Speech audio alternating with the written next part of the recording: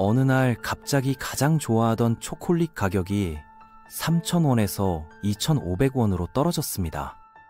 아이스크림도 4,000원에서 3,200원이 됐고 즐겨 먹던 치킨도 20,000원에서 17,000원으로 내려갔죠.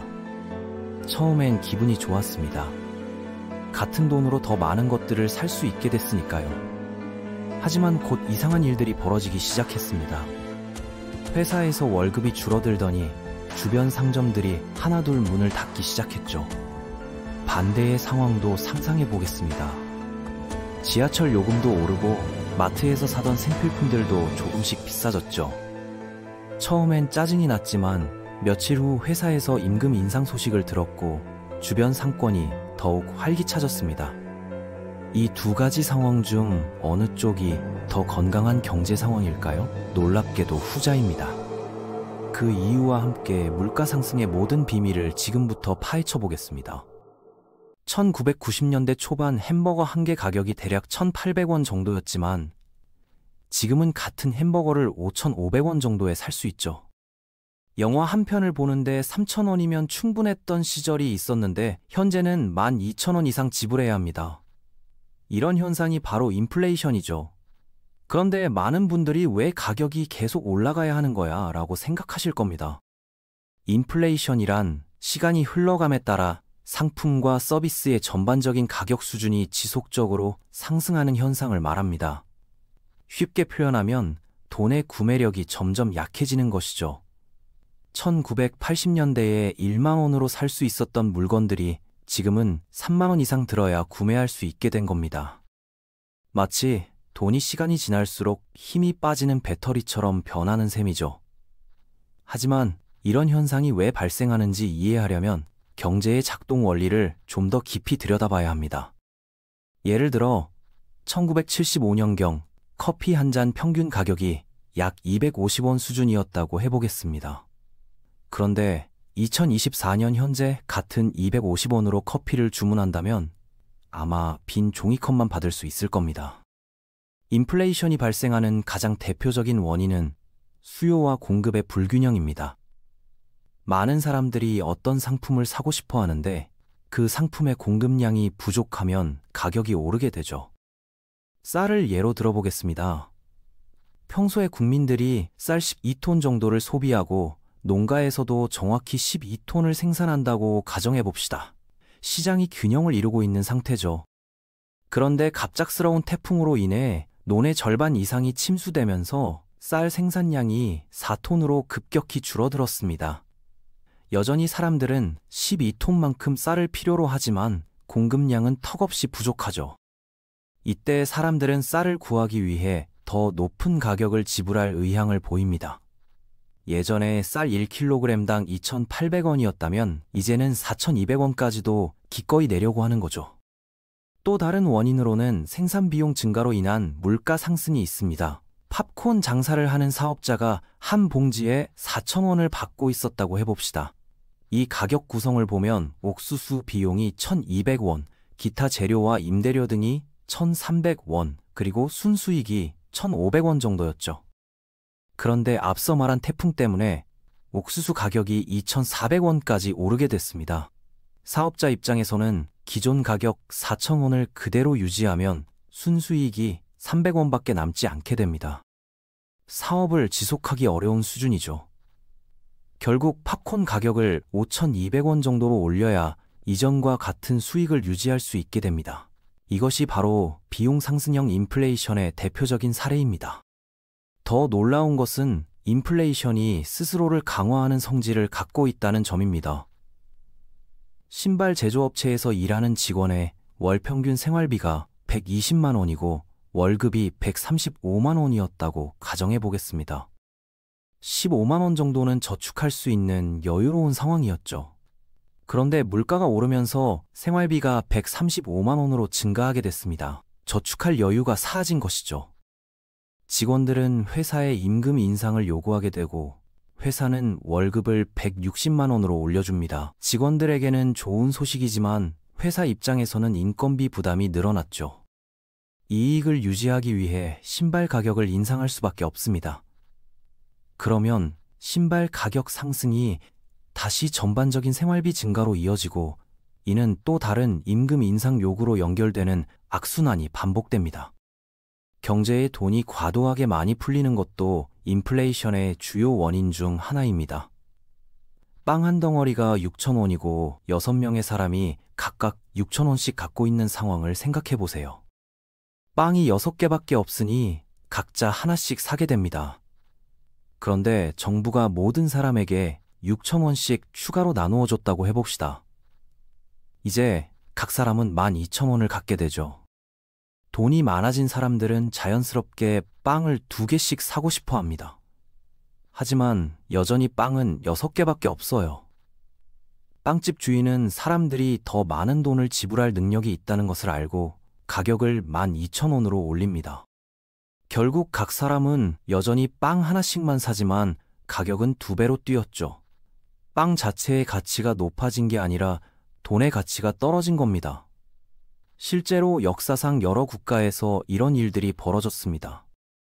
짐바브웨, 베네수엘라, 그리고 1920년대 독일이 대표적인 사례죠. 이들 국가는 경제 문제를 해결하겠다며 무분별하게 화폐를 찍어냈고 그 결과 돈의 가치가 휴지 수준까지 떨어지는 참혹한 상황을 경험했습니다. 그렇다면 정부나 경제 전문가들은 인플레이션 수준을 어떻게 파악하고 측정하는 걸까요? 가장 널리 사용되는 방법이 바로 소비자 물가지수, 줄여서 CPI라고 불리는 지표입니다. 이는 일반 가정에서 구매하는 다양한 상품과 서비스의 가격 변화를 종합적으로 추적하는 방식이죠. 2024년에 빵 가격이 4,000원, 우유가 5,200원, 달걀이 6,500원, 영화표가 13,000원이었다고 해봅시다. 2025년이 되어서는 빵이 4,400원, 우유가 5,460원, 달걀이 6,890원, 영화표는 그대로 13,000원이 되었다고 해보죠. 2024년과 2025년을 비교해보면 전체적으로 약 3.1% 정도 가격이 상승했습니다. 이것이 해당 연도의 CPI 상승률이 되는 거죠. 평균적으로 지난 1년 동안 물가가 3.1% 올랐다는 의미입니다. 물제 CPI 계산은 훨씬 더 복잡하고 수백 가지 품목을 포함하지만 기본 원리는 이와 동일합니다. 그렇다면 인플레이션은 무조건 나쁜 현상일까요? 물건값이 계속 오르고 돈의 가치가 떨어진다면 차라리 인플레이션이 0%이거나 마이너스가 되어서 모든 게 더 저렴해지는 게 좋지 않을까 생각할 수 있습니다. 논리적으로는 그럴듯하게 들리지만 실제로는 경제에 매우 해로운 결과를 가져올 수 있어요. 적정 수준의 인플레이션은 오히려 경제 성장에 도움이 됩니다. 그래서 대부분의 중앙은행들이 연간 2에서 2.5% 정도의 인플레이션 목표를 설정하고 있죠. 이 숫자가 마치 황금 비율 같은 역할을 합니다. 왜 그럴까요? 소폭의 인플레이션은 사람들의 소비를 촉진시킵니다. 물가가 천천히 오를 것이라는 예상이 있으면 사람들은 나중에 사는 것보다 지금 사는 게 낫겠다고 생각하게 되죠. 기다리면 더 비싸질 테니까요. 이런 심리가 소비를 늘리고 소비가 늘어나면 기업들이 더 많은 상품을 생산해야 하니 일자리도 창출됩니다. 경제 전체가 활기를 띠게 되는 거죠. 반대로 마이너스 인플레이션, 즉 디플레이션이 발생하면 기업들이 수익을 유지하기 위해 직원들의 임금을 깎아야 할 상황에 직면합니다. 그러면 사람들 손에 돈이 줄어들어서 소비가 더욱 위축되죠. 소비가 줄어들면 기업 매출이 감소하고 이는 또 다른 임금 삭감이나 해고로 이어집니다. 악순환의 고리가 만들어지는 거예요. 1930년대 미국에서 발생한 대공황이 바로 극심한 디플레이션으로 인한 재앙이었습니다. 그렇다면 정부와 중앙은행은 인플레이션을 어떻게 적정 수준으로 유지하는 걸까요? 인플레이션이 너무 높지도 너무 낮지도 않은 안정적인 범위 내에서 관리하는 게 핵심입니다. 한국은행, 미국 연방준비제도, 유럽중앙은행 같은 중앙은행들이 가장 자주 사용하는 방법이 기준금리 조정입니다. 기준금리란 돈을 빌리는 데 드는 비용을 의미해요. 인플레이션이 목표치보다 낮으면 중앙은행은 기준금리를 인하해서 돈 빌리기를 더 쉽게 만듭니다. 금리가 낮아지면 더 많은 사람들이 대출을 받으려 하겠죠. 대출받은 사람들이 늘어나면 시중에 돈이 많이 풀리고 소비가 증가하면서 물가 상승 압력이 커집니다. 반대로 인플레이션이 너무 높아지면 중앙은행은 기준금리를 올려서 대출을 억제합니다. 중앙은행의 또 다른 정책 수단은 공개시장 조작입니다. 경제에 돈이 부족하면 확장적 공개시장 조작을 실시해서 시중에 유동성을 공급하죠. 중앙은행이 시중은행들로부터 국채 같은 정부 채권을 대량으로 매입하는 방식입니다. 이런 방식으로 시중은행들의 자금 여력이 늘어나면 은행들은 개인이나 기업에게 더 많은 돈을 빌려줄 수 있게 됩니다. 은행 간 경쟁이 심해지면서 대출 금리도 낮아지죠. 결과적으로 경제 전체에 돈이 많이 풀리면서 인플레이션을 끌어올리는 효과가 나타납니다. 정부도 재정 정책을 통해 인플레이션 조절에 참여할 수 있어요. 가장 직접적인 방법이 세금 조정입니다. 마지막으로 개인이 인플레이션으로부터 자산을 보호하는 방법에 대해 알아보겠습니다. 2015년에 통장에 150만 원을 넣어두고 그대로 방치했다고 해봅시다. 2015년에는 그 150만 원으로 특정한 양의 상품들을 살 수 있었겠죠.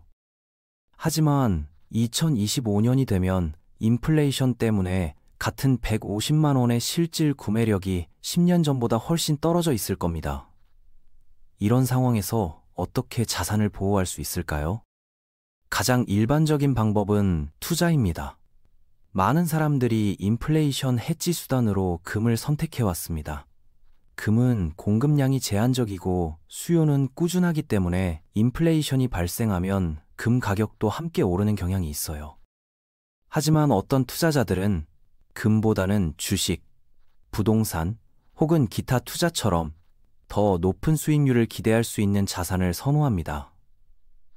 금 가격 상승률이 주식시장 수익률보다 낮은 경우가 많기 때문이에요. 구체적인 예시를 들어보겠습니다. 2015년에 민수, 영희, 철수 세 사람이 각각 150만 원씩 갖고 있었다고 해봅시다. 민수는 주식에, 영희는 금에, 철수는 은행 예금에 투자했어요.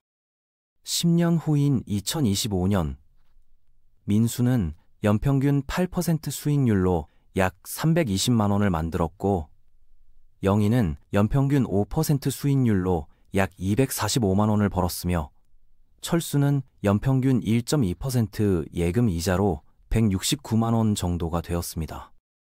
만약 10년간 평균 인플레이션율이 연 2.3%였다면 철수의 실질 수익률은 마이너스가 됩니다. 예금 이자율이 2.3% 인플레이션을 이기지 못했기 때문이죠. 철수의 실질 구매력은 오히려 떨어진 셈입니다.